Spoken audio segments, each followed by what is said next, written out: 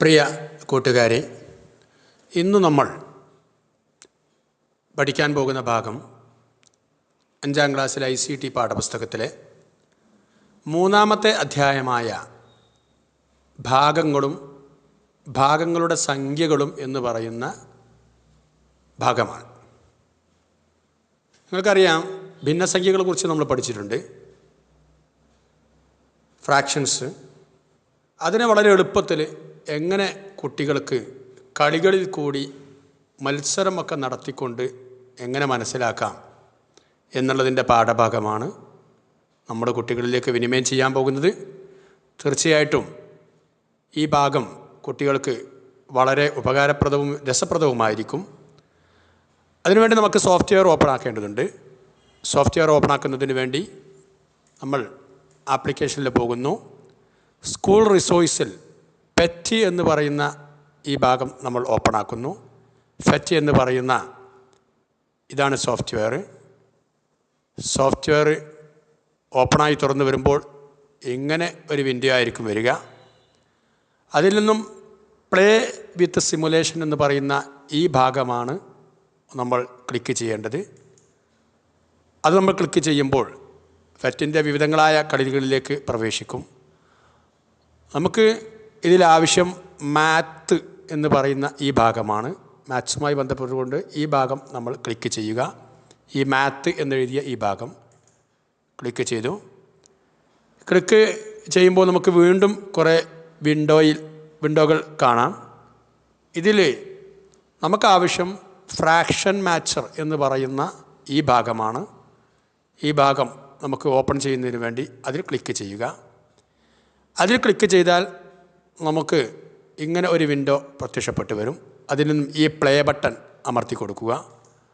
അപ്പോൾ നമുക്ക് ഫെറ്റ് interactive simulation ഓപ്പണായി വരുന്നത് കാണാം. ഇതാണ് നമുക്ക് വേണ്ട ഭാഗം. ഇതിൽ കളി ആരംഭിക്കുന്നതിന് വേണ്ടി ഫ്രാക്ഷൻ എന്ന ഭാഗം ഓപ്പൺ ആക്കുക. നമുക്ക് ഏതാനും ലെവലുകൾ ഇതിൽ കാണാൻ കഴിയും. ഏകദേശം 8ഓളം ലെവലുകൾ ഇതിലുണ്ട്. ചെറിയ ലെവലും കുറച്ച് പ്രയാസപ്പെടുന്ന ലെവലുകളൊക്കെയാണ്. ഓരോ ലെവലിൻ്റെയും ഗ്രേഡ് കൂടുന്നതിനനുസരിച്ച് നമുക്ക് അതിൻ്റെ പ്രയാസവും വർദ്ധിക്കും. നമുക്ക് സൗണ്ട് വേണം എന്നുണ്ടെങ്കിൽ ഇത് ഓപ്പൺ ആക്കാം. സൗണ്ട് വേണ്ട എന്നുണ്ടെങ്കിൽ ക്ലിക്ക് ചെയ്താൽ ഒരു ഇൻറ്റു മാർക്ക് അവിടെ വരും. നമുക്ക് സൗണ്ട് ആവശ്യമുണ്ടെങ്കിൽ കളി കുറച്ചുകൂടി രസപ്രദമായിരിക്കും.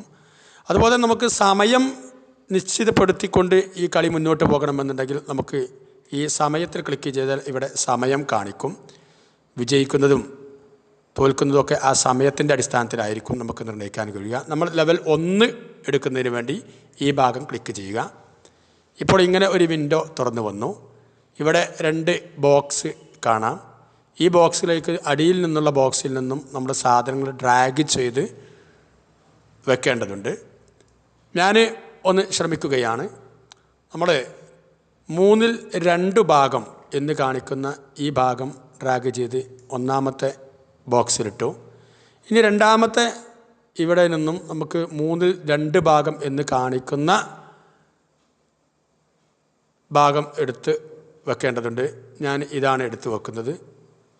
2 ബോക്സിലും ഞാൻ ഫ്രാക്ഷൻസ് ഭാഗങ്ങൾ എടുത്തു വെച്ചു. ഇനി നമുക്ക് ചെക്ക് ചെയ്യേണ്ടതുണ്ട്. ചെക്ക് ചെയ്യുന്നതിന് വേണ്ടി ഈ ഭാഗം ക്ലിക്ക് ചെയ്യുക. അപ്പോൾ അത് ഓക്കെ കാണിച്ചിരിക്കുന്നു. ടൈം ഞാൻ എടുത്തത് 52 സെക്കൻഡ് ഇതിലെടുത്തു. ഓക്കെ കൊടുത്താൽ നേരെ അത് ഈ ബോക്സിൽ വന്ന് വീഴുന്നതാണ്. ഇത് ശരിയാണ്. ഇനി ഞാൻ എടുക്കുന്നത് ഫുൾ ഭാഗമാണ്. ചെക്ക് ചെയ്യുന്നതിന് വേണ്ടി വെച്ചു. ചെക്ക് ചെയ്തു, ഓക്കെ കൊടുത്തു.